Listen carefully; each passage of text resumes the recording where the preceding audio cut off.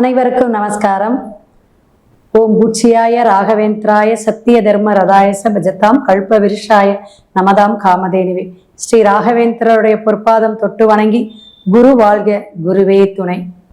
மிக சிறப்பாக அற்புதமா இருப்பீங்கன்னு நினைக்கிறேன். நெட்ஜன் டிவி நேயர்கள் அனைவருமே ரொம்ப சந்தோஷமா இருக்கு. ஒவ்வொரு ப்ரோக்ராமுக்கு நம்மளுடைய விஷயங்கள் எடுத்து சொல்லும் பொழுது உங்களுடைய ஆதரவு, நிறைய விஷயங்கள் நீங்க கொஸ்டின்ஸ் கேட்கறது எல்லாமே நமக்கு நேரம் போதாது, குறைபாடு தான். இருப்பினும் நிறைய நேயர்கள் எனக்கு ஃபோன் பண்ணி நிறைய விஷயங்கள் கேட்டுட்டு இருக்கீங்க. ரொம்ப ரொம்ப நன்றிங்க.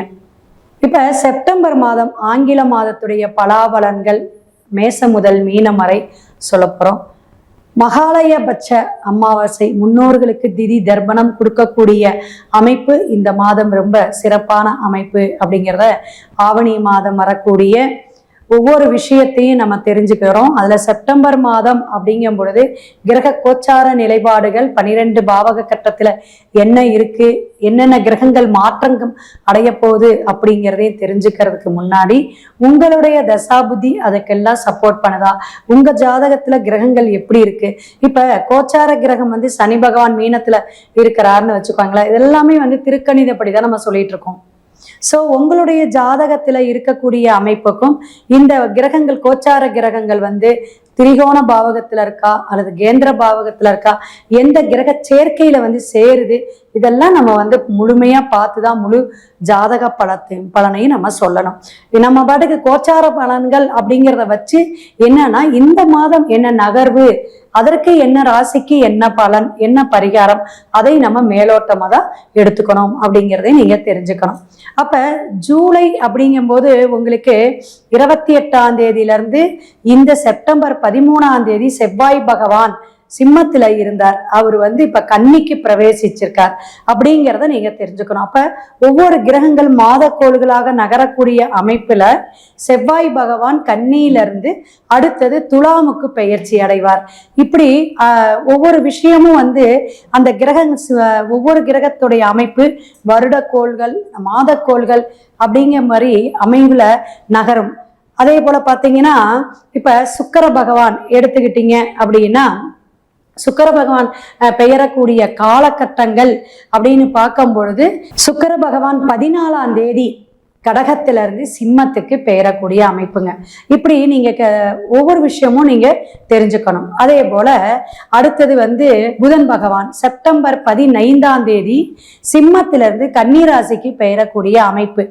இப்ப புதன் பாத்தீங்கன்னா சிம்மத்துல சூரியன் கேது இந்த அமைப்புல இருந்தார். ஆனா எப்பயுமே சூரியனோட சேர்ந்து பயணப்படக்கூடிய ஒரே கிரகம் புதன் தான். இப்ப கன்னிக்கு வரும்போது அங்க ஆட்சி உச்சம் பெறார். மூல திரிகோணமாக இருக்கக்கூடிய அமைப்புல கிரகம் ரொம்ப விசேஷம் அப்படிங்கிறத தெரிஞ்சுக்குங்க. செப்டம்பர் 16ஆம் தேதி சூரியன் கன்னிக்கு பிரவேசிக்கிறார். அப்ப சூரிய பகவான் எந்த பாவக கட்டத்துக்கு பிரவேசிக்கிறாரோ அதனை கொண்டுதான் நம்ம மாத பலன்களை எடுக்கிறோம். மீனராசி நேயர்களே, அற்புதமா ஆனந்தமா இருங்க, மகிழ்ச்சியா ஃபர்ஸ்ட் இருங்க, மன கஷ்டத்தை நீக்கிக்கிங்க.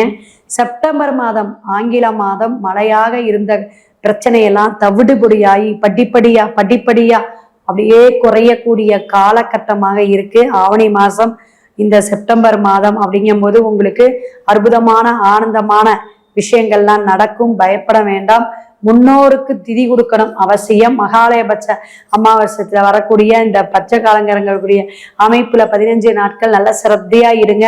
என்கிட்ட வாடிக்கையாளர்கள் சொல்றாங்க, நான் ரேவதி நட்சத்திரம் மேடம், நான் நான்வெஜ் சாப்பிட்றத கூட நிறுத்திட்டேன் உங்களோட வீடியோ பதிவை கேட்டு அப்படின்னாங்க. அப்ப நமக்கு ஜென்ம சனி, அஷ்டமத்து சனி, அதே போல 7.5 பகவானுடைய சனி அப்படிங்கிறதெல்லாம் எப்படின்னா ஒரு சனி பகவானுடைய தாக்கத்துல இருக்கும் பொழுது அது 2 விஷயம். ஜென்மத்தில இருந்து 7.5ல இருக்கும் போது நிறைய பேத்துக்கு இடமாற்றம், தொழில் மாற்றம், வருமானம் விஷயத்துல தடுமாற்றம் எல்லாமே இருக்குங்க. உடல் ஆரோக்கியத்துல சரியான நேரத்துக்கு சாப்பிட முடியல, சரியான சிந்தனை என்ன ஓட்டமே தடுமாற்றமா இருக்கு, தூக்கம் எல்லாமே போச்சுங்க அப்படிங்கிற கூடிய புலம்பல்கள்லாம் நிறைய பேத்துக்கு இருக்குது, கேட்டுக்கிட்டே இருக்கோம். அப்ப ஆரோக்கியத்துல கவனம் தேவை. எதுலையுமே புதிய முதலீடுகளும் அதிகமான முதலீடு போட்டு நிதானம் தேவை. அப்படி எந்த துறை சார்ந்து இருந்தாலும் சரி, சினிமா துறை, கலைத்துறை, அதே போல நீங்க இருக்கக்கூடிய அரசியல் அரசாங்கம் எதுவாக இருந்தாலும் சூரியன் புதன் சுக்கிரன் எல்லாம் வந்து உங்களுக்கு கிரக கோச்சார கிரகக்கூடிய அமைப்பை வச்சுதான் சொல்றோம்.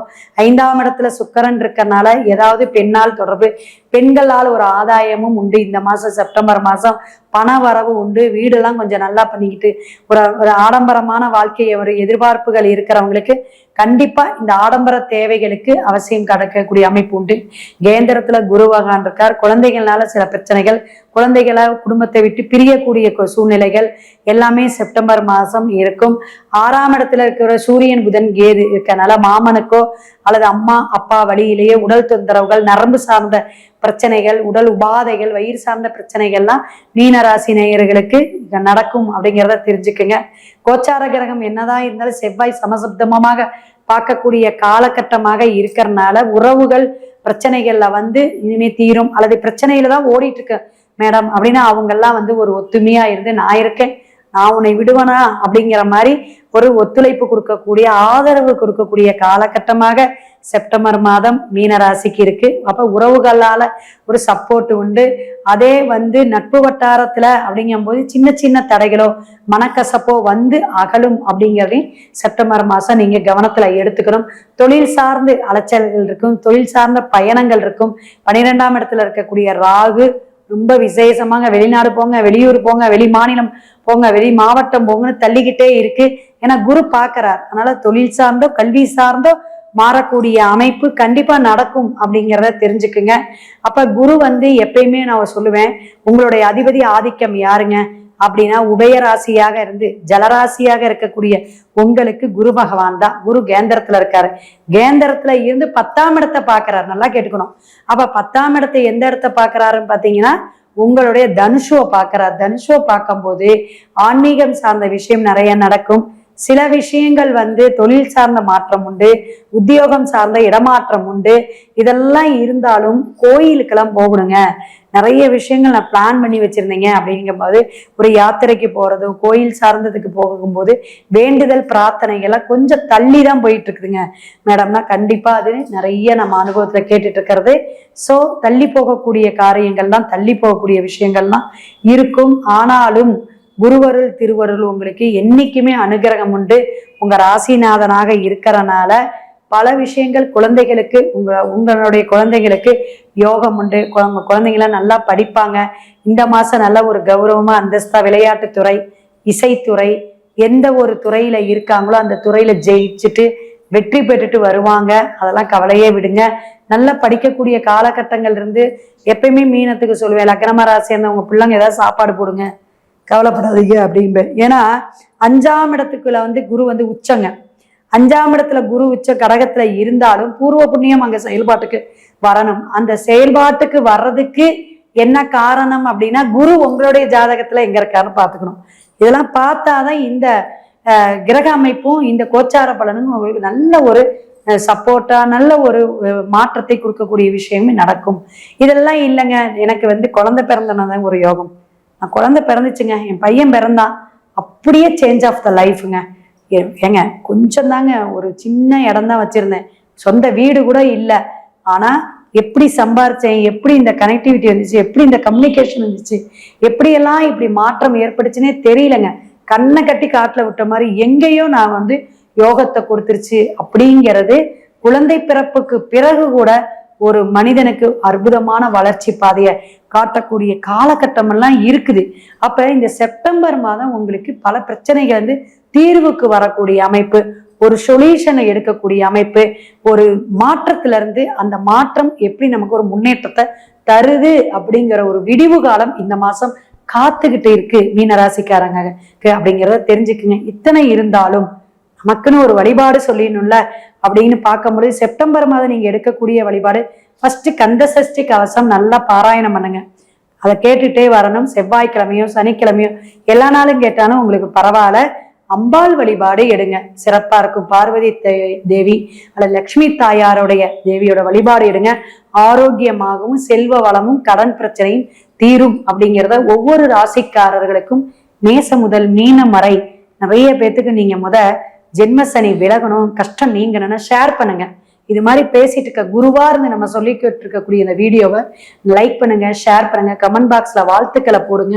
உங்களுக்கு அதுவே கர்ம வினையை குறைக்கும் அப்படின்னு வாழ்த்தி வணங்கி அடுத்த மாதம் அடுத்த பலாபலனில் சந்திப்போம். சிவாய நம. திருச்சிற்றம்பலம். இதுவரையிலும் நம்ம பார்த்துட்டு இருந்த ஒவ்வொரு இதுவும் கோச்சார பலாபலன் தான். நம்மளுடைய ஜாதக கட்டத்துல இருக்கக்கூடிய கிரக அமைப்பு, தசாபுத்தி அவசியம் நம்ம பார்த்துக்கணும். ஜாதகம் பார்க்கறதுக்கு அப்படிங்கிறது மாதத்துடைய கோள்களுடைய நகர்கள் வச்சுதான் நம்ம பார்க்கிறோம். மாத பலன், வார பலன் எல்லாருமே நீங்க பார்த்துக்கணும். அப்பேற்பட்ட சூழ்நிலையும் காலகட்டத்துல தான் நம்ம இருக்கிறோம். ஏன்னா நிறைய ஃபைனான்ஸ் ப்ராப்ளத்துல இருக்கிறோம். நிறைய பிரபஞ்சத்துடைய மாற்றமே நிறைய பேருக்கு நமக்கு இப்ப தடுமாற்றத்தை கொடுத்துட்டு இருக்கு. ஏன்னா இப்ப வரக்கூடிய அரசியல், வரக்கூடிய மாற்றங்கள்லாம் எப்படி எல்லாம் மாறப்போதோ தெரியல. அப்ப நம்மளுடைய துறையில நம்ம எப்படி பிரபலமா ஆகிறது, நம்ம எப்படி ஒரு பல விஷயத்துல சாதிக்கணும் அப்படிங்கிற இருக்கணும். பரிகாரத்தை வச்சு நம்ம பார்த்துக்கணும். நம்மளுடைய முன்னேற்றத்துக்கு உழைப்பையும் கொடுக்கணும்.